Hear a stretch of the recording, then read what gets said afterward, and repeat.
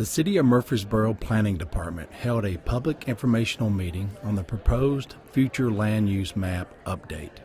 In 2017, the City of Murfreesboro Planning Commission adopted a 20-year vision of growth that establishes a guide for policy. It's called Murfreesboro 2035.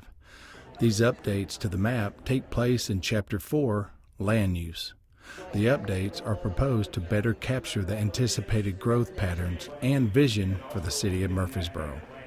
There were stations with staff available to answer any questions concerning the proposed updates. The meeting also included a brief presentation from Murfreesboro Planning Director Greg McKnight and Kevin Gunther of Reagan Smith. Reagan Smith is a consulting firm and has been working with the city on these updates for 2 years. Kevin spoke about the proposed changes to the map. We want to make sure that as the city continues to grow, it's done with some kind of vision, some kind of purpose to it. That's what this map is really about. One of the things that's changed is these orange circles. These are economic targets to really try to promote the idea of more economic vitality. Let's try to promote more job opportunities in those areas. Another thing that has changed is you'll see this light green area, and that is a new designation called Future Study Area. These light green areas are what we anticipate as being areas that would not necessarily develop within the next 13 or 14 years. If it is developed, we want to do it with very careful study. Another thing that has changed in this map is you'll see this dark dashed line, and that's what we're calling the infill service line. We want to start to kind of focus in and say, here's where we have services like fire and police and water and sewer and schools and parks.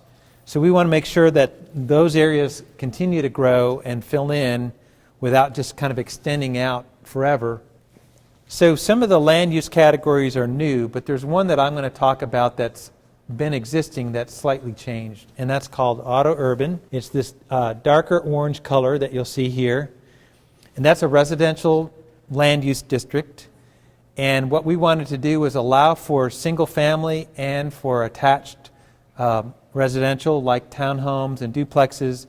We want to put some criteria to that. We want to put some design criteria to that. So we looked at having 10-acre lots, and then we want to make sure there's transitions between those townhomes and the adjoining neighborhoods next to them. Another change that is a new land use category is called mixed form housing. And there again, we want to provide for an option of residential housing opportunities. We don't want all just one type, but in a way where it kind of, the form is just as important as the density. So we're looking for architectural details. We're looking for ways that those units are developed in a way where they fit next to what's already in place next to them. This is a really important new land use category called EG, which is employment generating. That's that light purple. It's all about focusing on jobs. And we're talking about quality jobs where we want to bring in things like commercial, office-oriented, research and development, professional and technical centers. Another new district is called the BI, Business Innovation.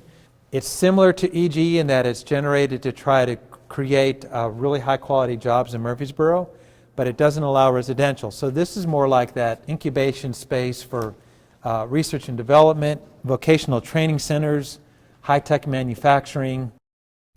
The proposed future land use map update can be viewed on the city's website at murfreesborotn.gov/planning. Click on Proposed Future Land Use Map Update.